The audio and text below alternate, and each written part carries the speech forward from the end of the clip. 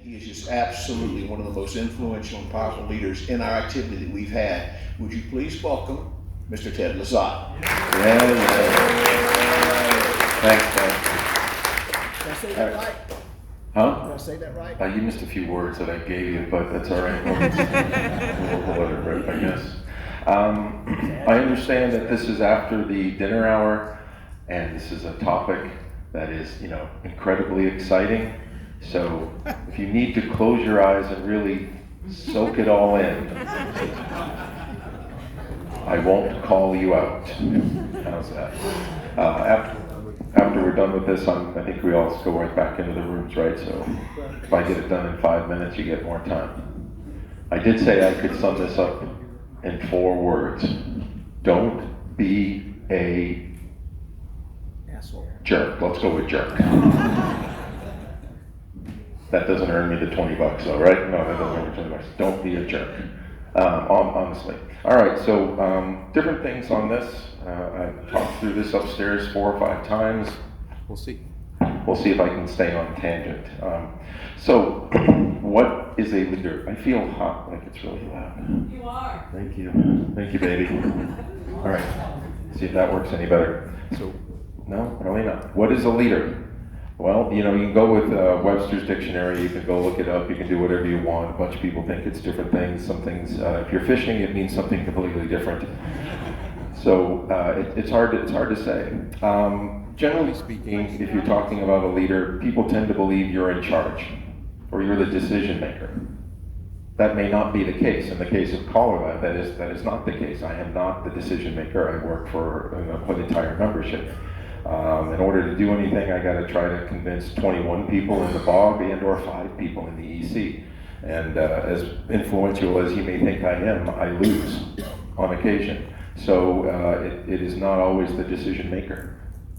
So be careful with that. I like to think of it more as a guide. You're trying to help people get to wherever you feel that they need to go as you learn what's going on. I also think of it more like a conductor, like a person that's at the front of the orchestra, right? I've got 8 different, I'm going to talk a lot about it from the port of being the chairman just because I happen to be standing here now. So, but in this case, I've got 20 some odd committees. I need this person to be a little louder over here. I need these people to settle down over here. I need this. It's like conducting an orchestra. Can you give me a little more here, a little less over here? And I need a little thing that works better. So that kind of thing. Any chairs that are working together. But another thing with a leader is somebody who has authority. This is going to get old fast. I don't know why it isn't working. I think there's too many Bluetooth things up here. Someone who has authority. Sometimes a decision maker, sometimes not. Someone who has influence into what's going on. You as a leader, they bring different things they bring different things to the chair. Like there's a lot of past chairmen in this room. He's very kind to me, but let's not forget, we've got Tony, who's a past chair. Vernon is in here. Patty, Harlan, Ken. Did I miss anybody? I don't think so. So each of them brought something different to the role. Each of you will bring something different to your role. You all come from different backgrounds. You all come from different eras. What Tony had to deal with during his time in the chair is much different than what I had to deal with. His tools were different than my tools. I have video, I have email, he had Pony Express. So things are different. It's just, so you can't judge. You can, Bears here. So it's difficult to judge one person to another person because we all come from something different. It's very difficult to do that. So you shouldn't really put yourself up against somebody different. The tools are different, the background's different, it's just going to be different results. But there's a couple things when you're going to be here as a caller. Most of you are here because you want to learn how to resolve. You want to learn how to fix a puzzle. Or you're needed to fix the puzzle because somebody else retired, moved south, passed away, whatever it is. And so you're here trying to fill a role, fill a hole.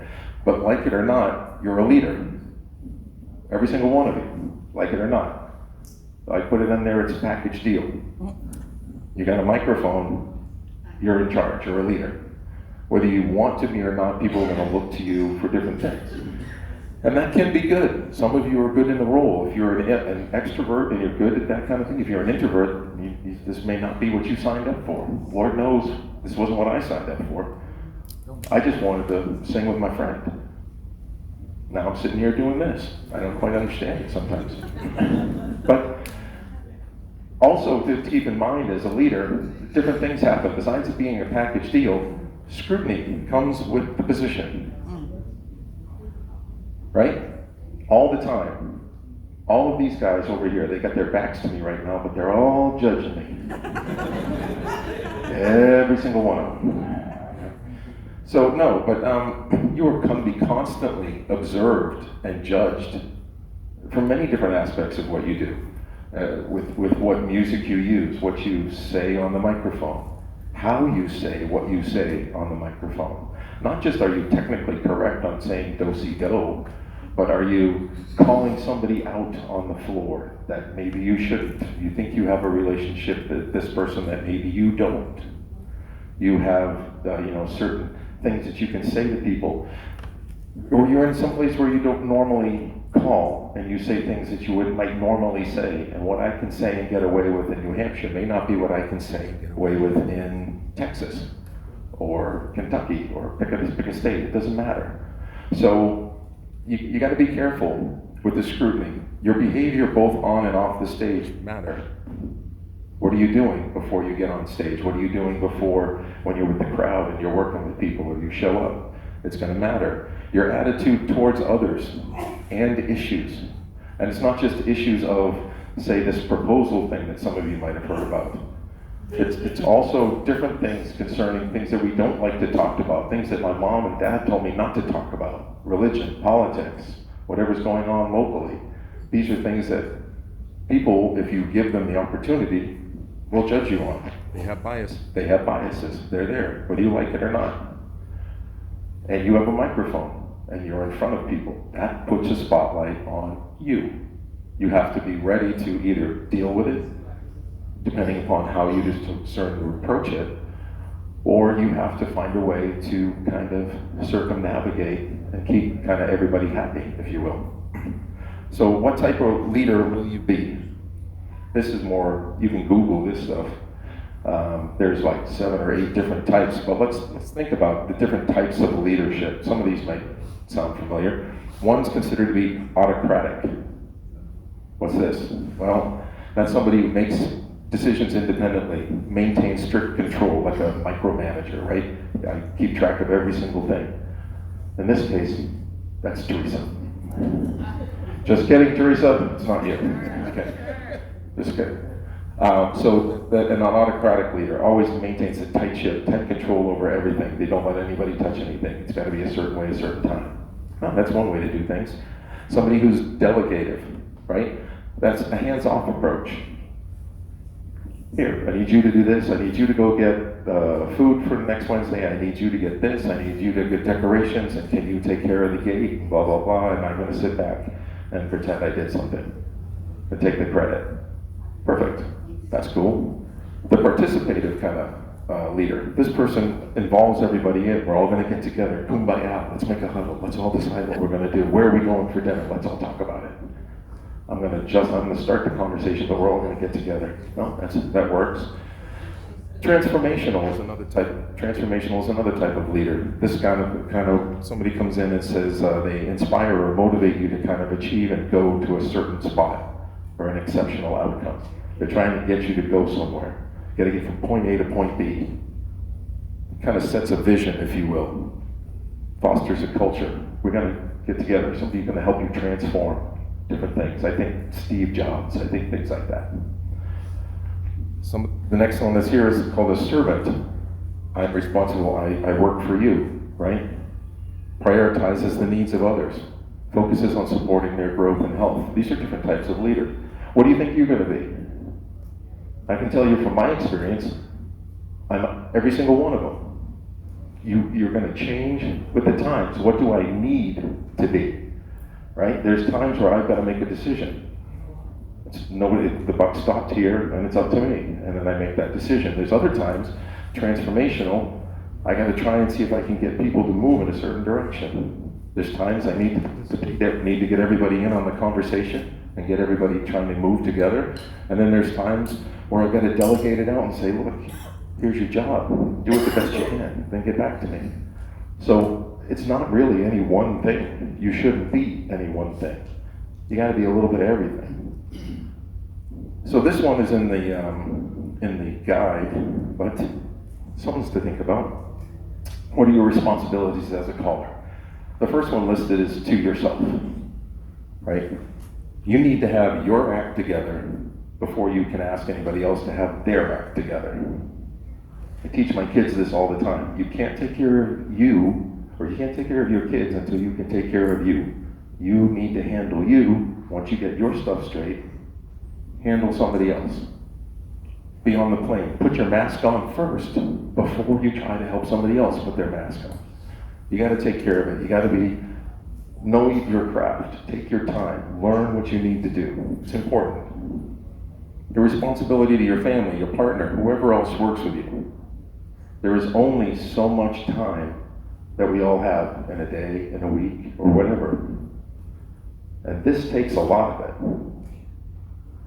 You look up front to some of these people that have been calling for this long time. How many of you guys call more than 3 nights a week?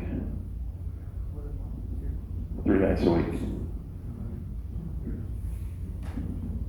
I call four nights a week, and then I go off and do this on the weekends. Well, my kids are grown, but as you start to move into this and start to give time, that takes time from other things. I get calls from my brothers and sisters all the time. So, Ted, where in the world are you? It's where in the world is Carmen San Diego? They play that. Go ahead, where are you? And then I answer questions. You're going to miss things, or you're going to have to prioritize things. And that's important as you start moving forward. You have a responsibility to your peers. That's everybody else in the room. Ethical behavior. We should not be a series of cutthroat people. We all need each other.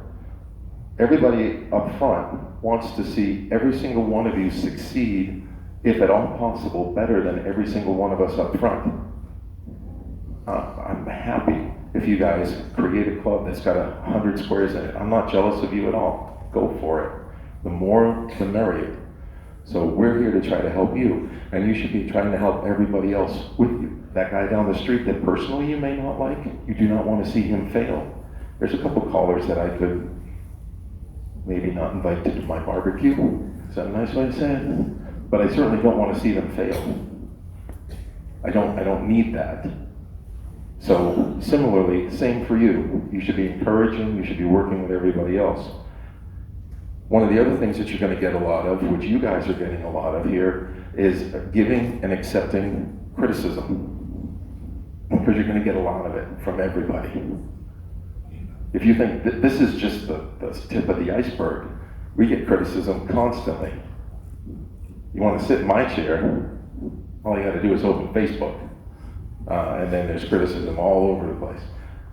You got to learn to take it, learn to deal with it, brush it off, accept what is constructive and what is useful, and the other stuff that isn't, let it go.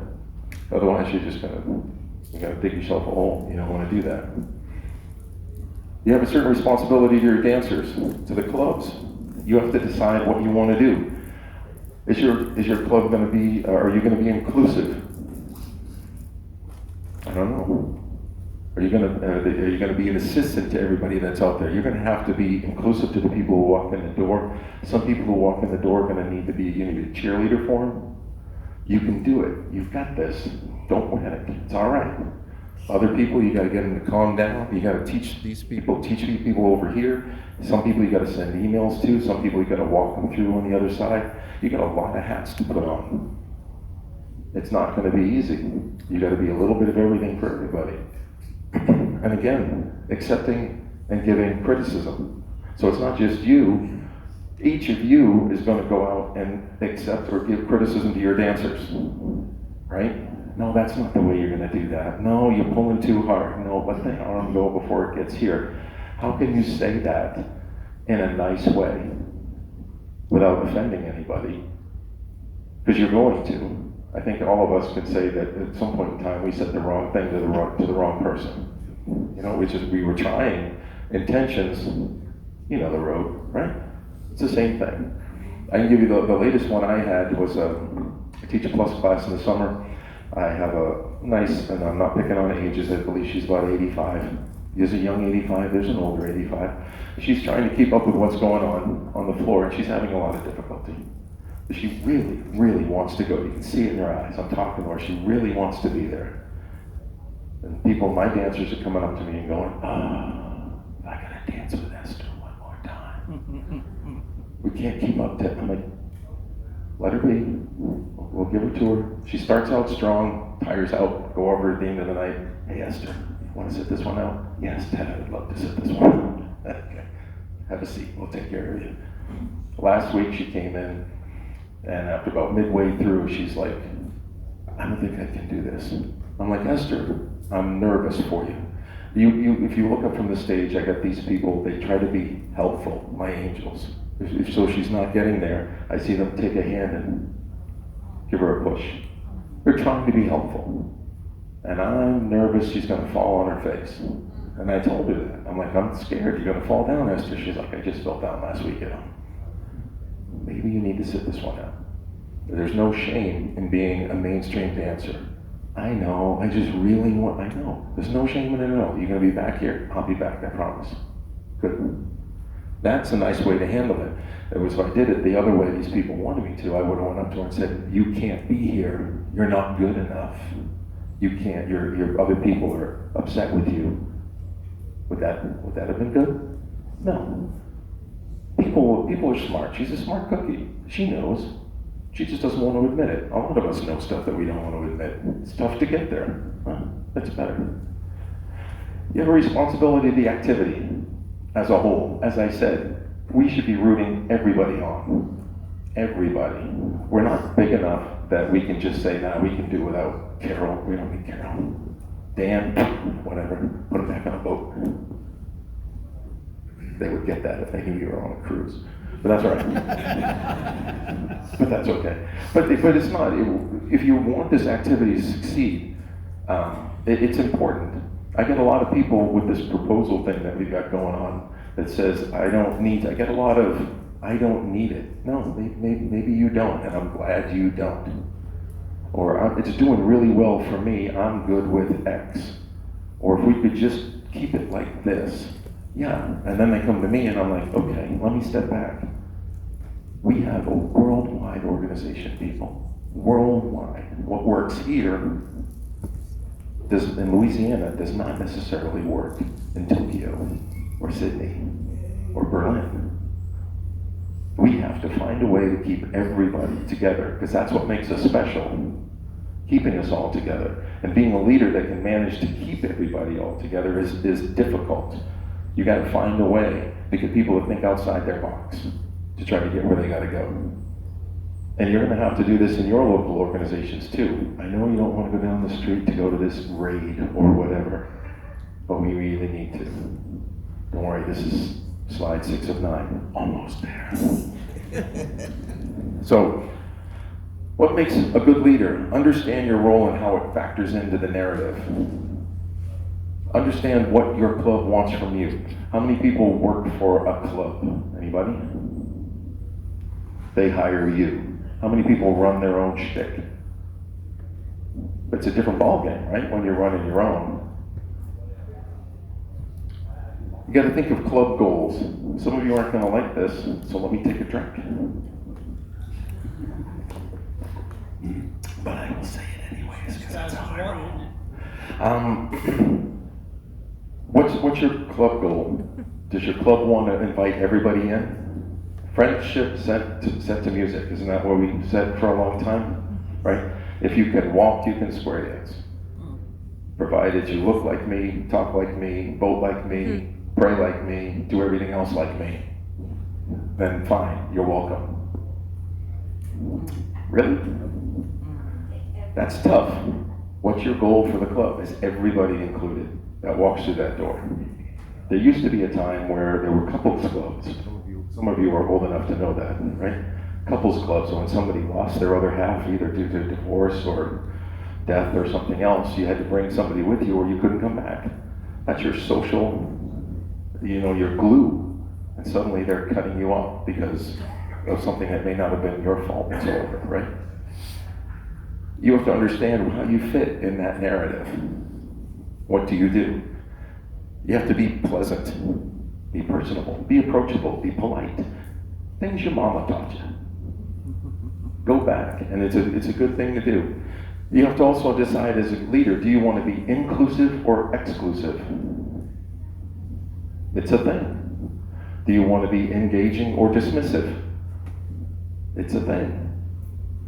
I got work for 2 different clubs. I call, most of you, everybody knows, I call for Tech Squares of Cambridge, Massachusetts. It's a college club. They are inclusive. Over the years, because I've been there just shy of too long, they've changed into a transition to quite a bit of a closer to an LGBTQ club than anything else over the years. College kids experiment. I'm all fine with that. Don't matter to me. So when you walk into the club, there's 7 guys over here, 6 girls over there dancing together. I got 2 dancing in bind-ons in the back. There's another hexagon over here. It's just pandemonium all the way around. But they will be inclusive or exclusive depending on what's going on. Sometimes they come to me. I am a hired hand. I don't have a vote. They ask me my opinion all the time, but I don't have a vote. So they'll come up to me and they'll say, what do you think of this person over here dancing? Well, Jason, he's a little lagging behind over there, but I don't know, what do you think? And they will go, no, maybe we're going to tell them they can come back next semester. They never tell them no, they tell them they got to take it over again. Or I'll say, I don't know, Jason's not really cutting it. But they'll come to me and say, yeah, but Jason's a freshman and he's really into it. He's going to be here for another 4 years, so we're going to let it ride. And we're going to push him, we're going to work with him. Okay? That's inclusive, exclusive. What do you want to do? That's not my decision, but I have to live by that decision. And you guys are going to have the same thing if you run your own club. Do you want to let them stay? Do you want to ask them to leave? How do you handle that? These are tough decisions to make. Action versus inactions. I think the term is, do you want to die on that hill? Right? Is how important is it for you? I will go with things, think when you're thinking inclusive, exclusive, things of that nature. I've also got here, exercise common sense. Some of you guys can look that up. And think outside the club. I'll give you my idea from here. My sister that lives in Maine rides a Harley with her husband. They both joined the Harley group that they ride with out near Portland, and they just went up to Nova Scotia. They go all over the place and they do things, and that's what she does. So my sister gets together with this group of friends that likes to ride. I ride. Some of you probably ride. I'm not to that degree, but they have fun. Some people get together on Sunday. They go to buildings that have really pitched roofs. Spiders. They all believe something that usually it's all because they all sing well, but they all get together, they discuss whatever they're going to discuss. They're going to do whatever they're going to do because that's the core thing that brings them there. But if you had to go to a square dance and they said to you, if I had my sisters and the motorcycle gang said, okay, before we go out on this big long ride, we're going to have an hour square dance and you have to learn how to dance before we go. Why? Well, that's what we do here. This is our club. We ride hard, we wear leather, but we dance before we work. Okay? Or you go to the church and they say, okay, here you are. We're going to go in here and we're going to all have a little wine and bread, do our thing. But before we do that, we're going to get on our bikes and we're going to go buy that bread down here. So everybody saddle up. We're going to take off on the bike. You got to learn how to ride. Get in there. Got to buy a bike. Go with us. We're going to go down, buy the bread, come back, and then we're all going to sit here and celebrate, read the book. I don't know. Does that sound weird to you? It does. Okay. Before we're going to square dance, we're all going to pray. Does that sound weird to you? Why do we do that? When I go to Germany, they do not, believe it or not, sing the Star Spangled Banner prior to doing anything. It's not related. They also, in case you're curious, don't sing whatever the national anthem is of Germany. I have no idea what it is, so I can go to Canada. Do you guys sing Old Canada before you? Depends on where you are, right? Depends on where you are. So different things happen. Things that overlap. I want to learn how to ride. I don't want to learn how to square dance to ride. I want to go and learn how to square dance. I may not want to pray or sing before I square dance. I'm not sure why they're all connected. But, again, you need to choose whether you want to be inclusive, exclusive. You may not think you're making a decision by the things, the actions that you take, but you are when you flip the script. It seems a little different. We're going to go into a little risk reward here. First of all, in case you're curious, you can't please everybody. Some of you right now are mad at what I just said. I don't care. I think it needed to be said. But it's a risk, right? You can't please everybody. I knew that. But I think I need to say what I'm going to say. So, also, I think you hopefully realize many hats need to be worn. You're going to have to be different to different people for different reasons. You can't be a one-trick pony. It just can't happen. You're going to have to do different things. I use a lot of adjectives here: empathetic, humor, sensitivity, flexibility, consistency. You can't do something for this person and then when this person needs that exact same thing, say no. You got to watch out. Consistency is a... Teresa and I are always, no, we can't do that. Even though sometimes I really want to. I'm like, no, it sets a precedent. You can't set a precedent. You got to draw the line. You got to watch out. This is frustrating. Ask any of the people that have been chairman before. It is frustrating. It would be nice if I could just push a button and do what I want to do. Oh, that would be great. Wouldn't it be wonderful? But you can't, right? It's frustrating, and it's going to be frustrating as a caller when you're working for other people. You're going to want to do this. Sometimes you can, sometimes you can't. You have to, again, is that a hill you want to die on? Are you willing to give that job to somebody else because you don't want to do that? It's hard to say. But if you stick it out from a rewards aspect, if you can exceed people's expectations, if you're than what they think you're going to be, it's going to be fulfilling in here. If you think everybody's going to walk up to you after a dance and tell you you did a great job, A, they're lying. They'll come up and if there's a line and they come up, I don't believe half of them, or more than half of them. They feel obligated to come up and shake my hand. So I tend to up north go, after COVID, thank you all for being here. We don't need to do the shaky thing. I appreciate you. I love you all. Have a good night. I want to pack up and go home. I don't need to shake everybody's hand and then go wash the friendship off my hands so that I can drive home. That's just me. But I appreciate other people will still come up to you and say, that was a great job, or and those are the people that mean it. They want to make sure that you knew that they cared. I can take that, and I'm more than happy to shake your hand and come up to me if you feel like you need to. But if you see a line, and they just want to do it. They don't care. But if you can be satisfied with a job well done, you can get off the stage and go, I just nailed it. I just killed it. Doesn't matter if anybody else knows it or not. You know it, and you know you can be better the next time. That's a lot. Internalize that, because not everybody's going to get to you. If you're doing this job for recognition, you're in the wrong business. Everybody here is judging everybody all the time. Just do your best in your little corner of the world to do what you can for the activity. And that's all you really need to do. When I was floating through all of these things, I went through and it's kind of cool. You should just leadership quotes or do other quotes. It's a nice way to pass the time. Sometimes you find some gems that you like. So I was like, well, I got like 4 of them that I read them and I'm like, that means something to me. Maybe it means nothing to you, but they're going to find a lot of other ones. So these ones I enjoyed. Leadership and learning are indispensable to each other. You are going to, you cannot do one without the other. If you think you know it all, forget it. We are all learning. And if you don't think these people on this side are learning from you, you're crazy. Just as much as they're trying to tell you what to do, they are watching you and learning because somebody in here brought something different that these guys hadn't seen before. And they picked it up for whatever reason. We're always trying to find something different, find something new. That was John F. Kennedy, in case you're curious. Next one I got here is a leader takes people where they want to go. A great leader takes people where they don't necessarily want to go, but they ought to be. That's the whole thing, isn't it?